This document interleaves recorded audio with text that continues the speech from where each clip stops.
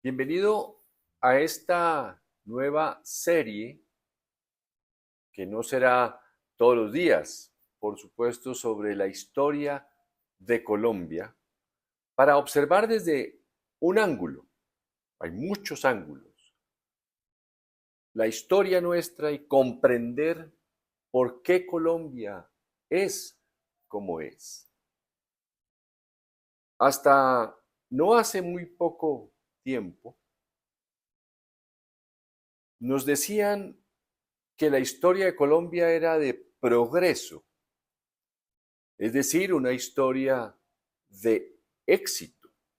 En el colegio le enseñan a uno que es una historia de éxito, heroica, con grandes hombres y algunas mujeres mencionan, a pesar de ser tan machista la historia, los ejemplos, personas ejemplares que habían como echado a andar esa historia de éxito.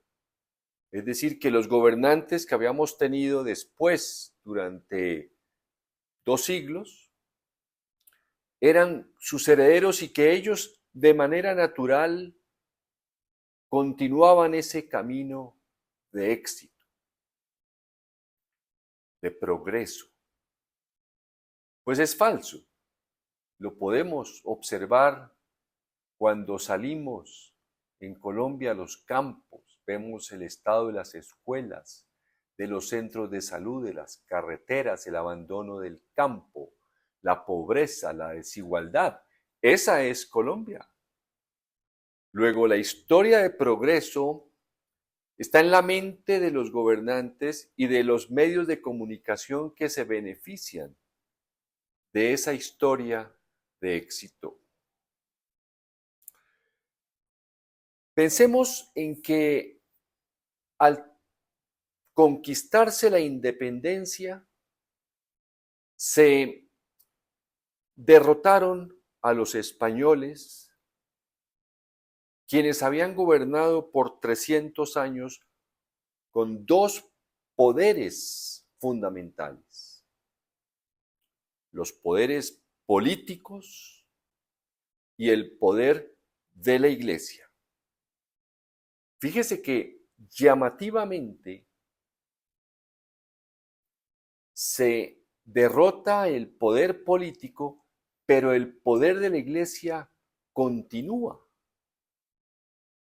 Es como si la Iglesia se hubiera transformado en defensora ahora de una o de un conjunto de repúblicas independientes.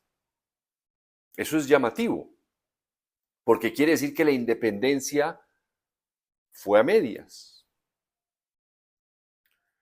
Voy a centrarme en esta reflexión y voy a comenzarla, esta sesión, en 1830, que es cuando se disuelve la Gran Colombia, a comienzos de esa década, porque antes de 1830 la Gran Colombia incluía a Venezuela y Ecuador, y no quiero incurrir en mensajes o reflexiones que puedan molestar o ofender a personas de Venezuela y Ecuador o Panamá, que Panamá de todas maneras estuvo hasta comienzos del siglo XX. Entonces, quiero referirme a ese punto. 1830, en esa década, de 1830 al 40, regresa Santander, que había sido exiliado, ¿no? Se le han perdonado la pena capital después del intento de asesinato de Bolívar, de la famosa noche septembrina. Santander tenía en mente e invirtió importantes recursos en la educación. Valiosísimo punto a resaltar.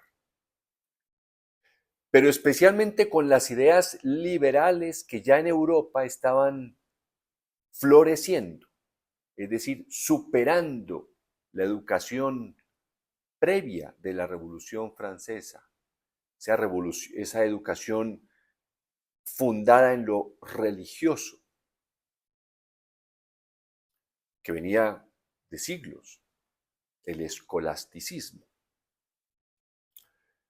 Y él creía mucho en ese momento las ideas de Jeremy Bentham, inglés, que promovió una educación laica, fíjense lo importante, útil, es decir, que sirviera para la vida, universal, importantísimo, que no fuera solamente para las élites, como si era la educación religiosa para ciertas élites y especialmente cuando los jesuitas la ofrecían a las élites.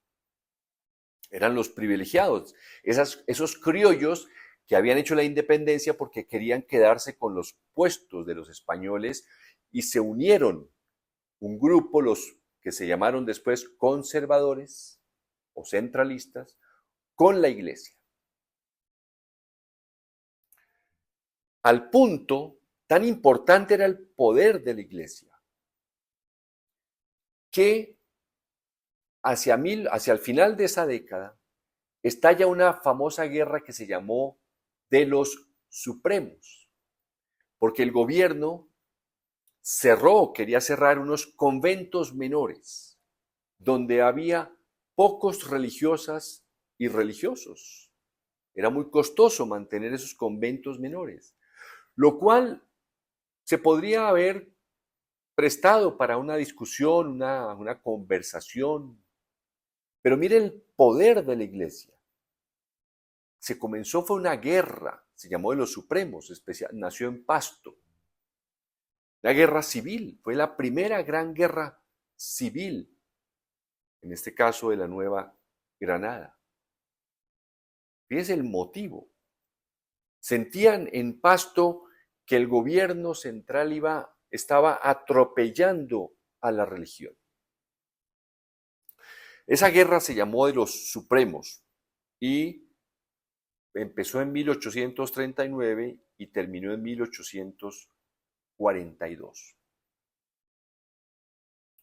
Entonces, en esta primera década, Santander desafortunadamente, muere en 1840, que continuaremos después en esa siguiente década, pero fíjese usted que esas semillas de conflicto, de división, curiosamente, en torno al poder de la iglesia, al poder de los sacerdotes, que eran prácticamente los asesores de los líderes de lo que se terminó llamando el Partido Conservador. Una nación,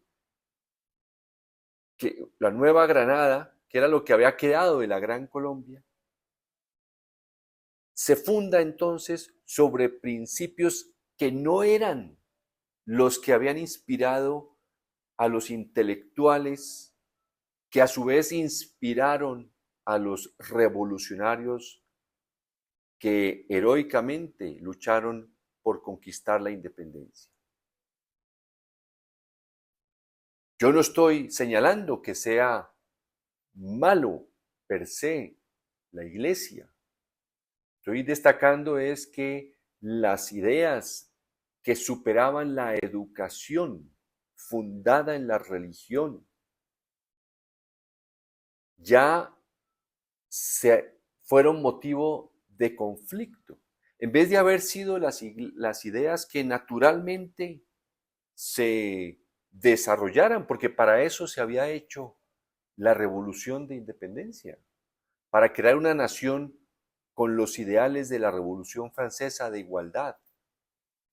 Pero no, los mestizos y los indígenas y los que no eran criollos, es decir, los que no tenían los poderes, que eran las élites, y los artesanos,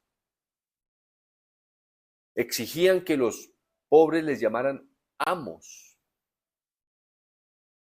Imagínense, ¿para qué esclavitud? Que la había de todas maneras, pero ¿para qué esclavitud si como decía un escritor de la época, un francés decía, ¿cómo puede progresar una nación si todo el que no es blanco lo llaman amo, los demás. Todo el que no es blanco llama amo a su jefe. Entonces, importantísima década en la que como que se construye una estructura en la que ya ciertas élites quieren el poder para ellos, conservarlo. La iglesia quiere conservar el poder que tenía durante 300 años y termina esa década, la primera década de la Nueva Granada, con esa estructura de poder que no prometía nada en cuanto a una nación unitaria, igualitaria, que promoviera la justicia social. Hasta la próxima.